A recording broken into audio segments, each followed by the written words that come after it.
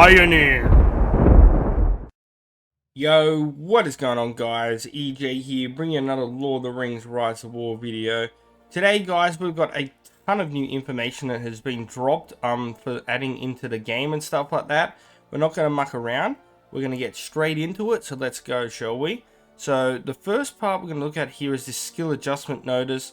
We're going to read through it briefly and just skip through to like the most important parts because I've got so much information to go through in this video and I don't want you to be sitting here for absolute bloody ages. But yeah, so if we skip straight down here, you can see there's going to be a lot of changes to healing and like things that we've been talking about that we need changes. So as you can see, most healing skills are underperforming compared to other types of skills in battle. Overall, healing skills are not as effective as we anticipated when they are used in skill combos. We have identified the issues with certain skills that grant buffs to other units, triggering damage, healing, or other effects. These issues can cause some skills to trigger the same effects on the same unit, resulting in a much higher trigger frequency than expected. We plan to conduct a commander design review in January, specifically targeting these issues. Our plan is to associate healing effects with one or more commanders, stats to ensure optimal efficiency for healing skills. Concurrently, we will address anomalies in certain skill effects caused by damage trigger mechanisms, such as skills like Ally, for example. We aim to enrich the game's overall strategic gameplay experience in relationship to commander development and selection. We will continue to make our efforts towards these goals. So yeah, there's going to be a lot of changes in command reconstruction when it comes to the healing side of commanders. Very cool. Alright, so now we have some new marching and confrontation rules. So as you can see down here, we have new army marching rules. According to the new rules, marching will no longer consist of simply traveling from one point straight to another. The various terrains and landscapes of Middle-earth will also have an impact on an army's movements. Once you have selected a destination for an army march to go, it will automatically find a path to reach a destination which avoids mountains, rivers, marshes, and enemy territories and settlements along the way. The army will then proceed moving along this path. Meanwhile, we have removed the rule stating that armies can only march to lands that are linked to territories under your own allies' control. In the new version, armies will be able to freely march to any territory as long as a path is available and will be able to remain on any neutral plot of land. So, I have made a video like showing how this kind of works and that when I was in the PvE. So, if you want to check that out, you can check it out. I can it'll put a link for you guys in the description. And yeah, you'll see like how all this works. But yeah, basically it's just going to take the path of least resistance, which is like more realistic. So things like crossings and passes and that are going to be very used in the new marching system that will be implemented into the game very soon. New army collision rules. When an army is moving on the map, its location changes in real time when two opposing armies are located on the same plot of land. They will commence battle.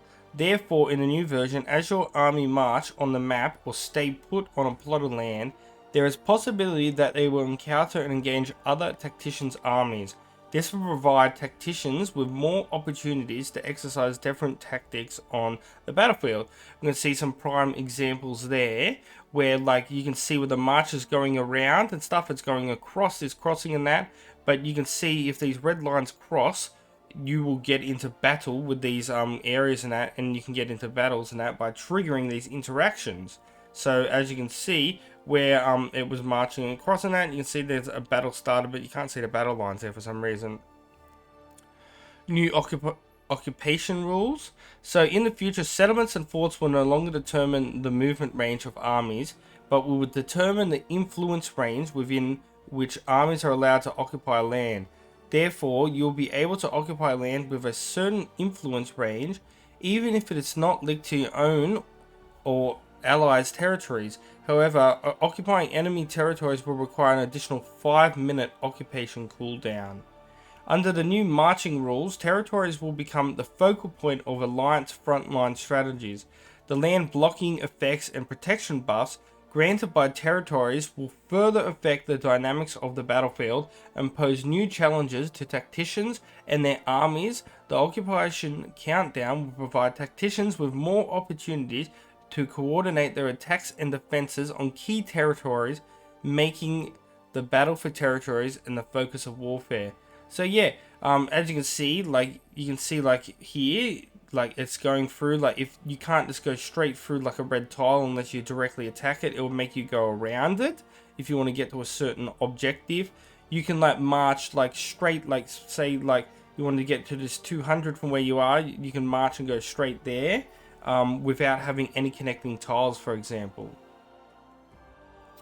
Alright, new army commands. In accordance with an aforementioned marching, collision, and occupation rules, we have simplified the adjustment certain army commands. So we have the command of march. By executing this command, you can dispatch armies to battle against the other armies at a target plot of land. You can also trigger non-combat events at these destinations, such as collecting resources or initiating conversations with NPCs. Occupy, as mentioned above, when the target land is within the influence range of an army's affiliated settlement or fort, this army can be dispatched to engage the defenders on the target land and can proceed with occupying the land after winning the battle. Reinforce, we all know this, the commander can only be issued to armies within the influence range of their affiliated settlement or fort.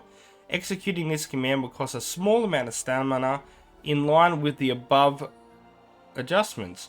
We are introducing a new ring ability called Invigoration, which can restore a commander's stamina by consuming ring ability points. Okay, very interesting there. We have the stop feature, which this command can stop an army basically marching on the closest plot point when available. Additionally, you'll be able to send new commands to non-retreating armies already in the process executing a command. Changing commands will consume the corresponding amount of stamina. So yeah, we know about that pretty much already. So yeah, that's a lot of these changes. These are going to be introduced with the new marching and confrontation rules. In the future, these features will gradually be implemented throughout different seasons and campaigns. So not all of this is just going to be added straight into the game. It's going to be coming out in like stages and different seasons and that. So if you're like in a season right now, don't expect the things just to go bang, just change. Things are going to be implemented slowly over different seasons and campaigns. So guys, we're going to talk about now about new army features and gameplay adjustments. So in the new version, we've implemented a new special unit gameplay system and have made adjustments to certain army features which aim at bringing more realism and strategic depth to the battlefield.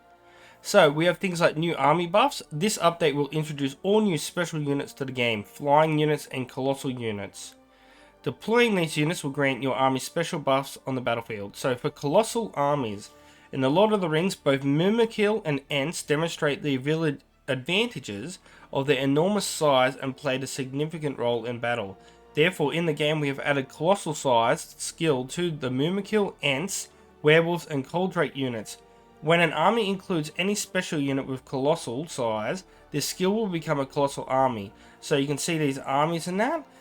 You can see when they're marching, the skill of colossal size increases the size of your army to a 2x2 size.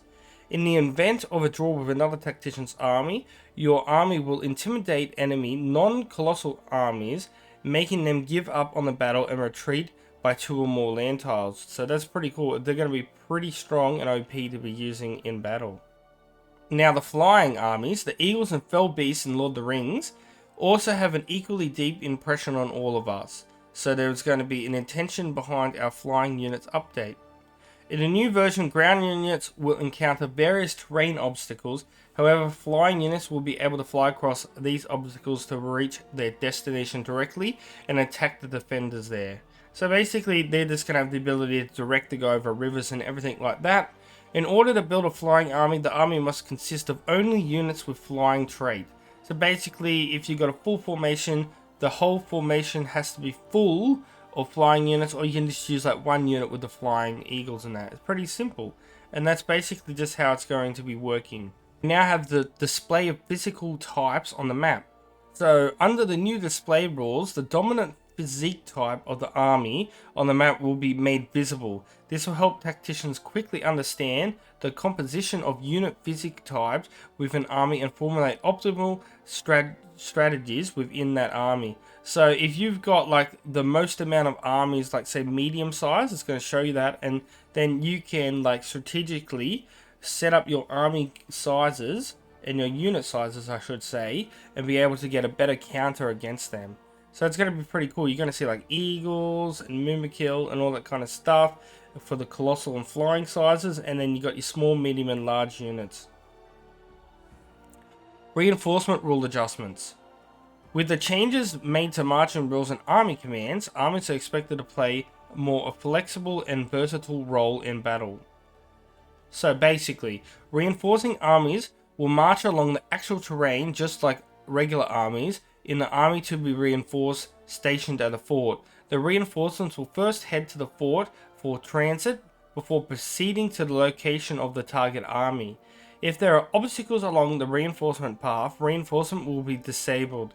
Additionally, when reinforcing armies encounter enemy forces, a battle will trigger and the reinforcing army will be only able to be continued after moving winds.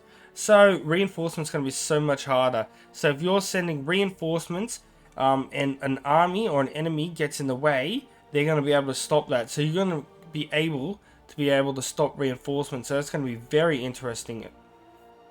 In the future, these features will gradually implement throughout different seasons. So yeah, we talked about that before. So yeah, that's going to be quite wild as well. So yeah, you're going to be able to stop reinforcements now.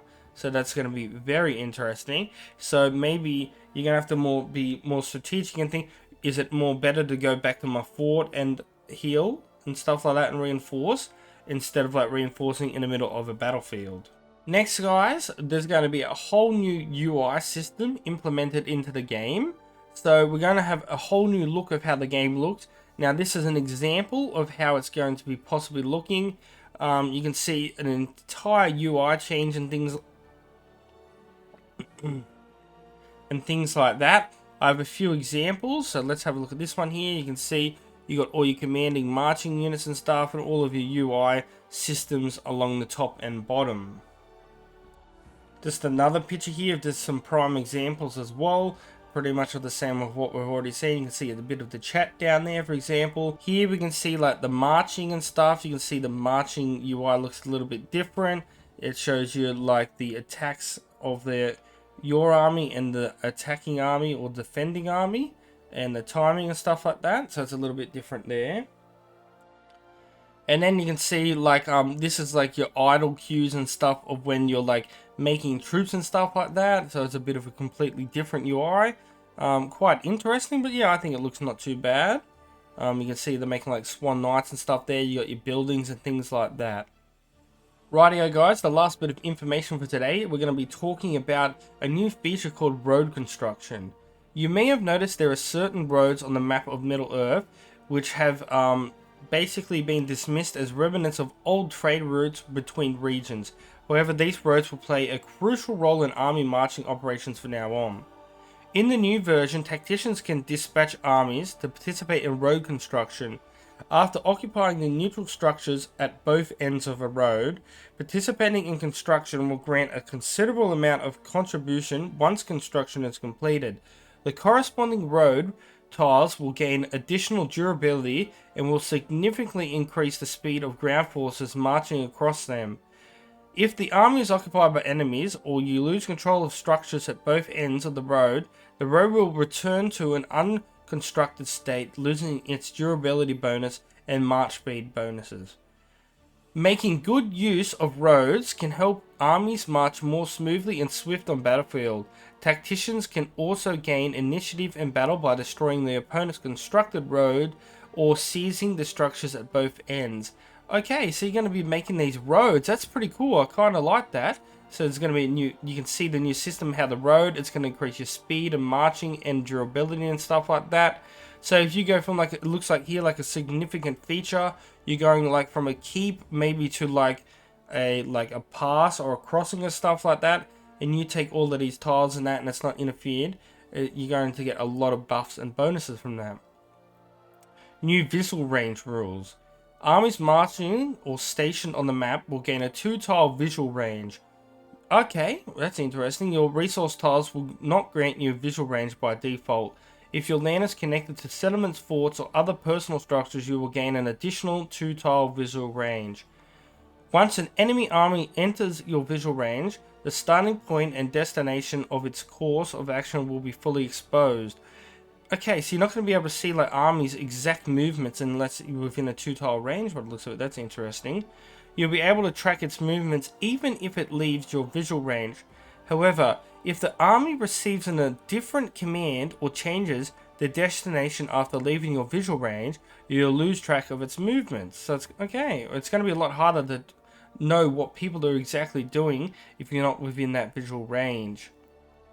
With these adjustments of visual rules, recognition and counter reconnaissance will be increasing important tactical considerations on the battlefield of the future, and will perhaps produce unexpected and amazing results when planning ambushes and surprises. Okay, very interesting. Alright, so these new Battlefield Evolution updates will be starting with Season 1, Rise to War, and Campaign Rings of Power, Kings of Men. So they're going to be the first implementations of seasons and campaigns where all this stuff's going to be added, and then things are going to be futurely adjusted to other campaigns and released in turn. Righto guys, well that's all our information there. A lot of information, a lot of in-game changes. Yeah, a lot to take into consideration, a lot of information there, quite a long video. But I hope you guys enjoyed the video and this information finds you and helps you out a lot. Alright guys, we're going to wrap up the video there. So until next time, peace out, EJ's out, and I'll catch you guys later. See yous. Thousands of the EJU.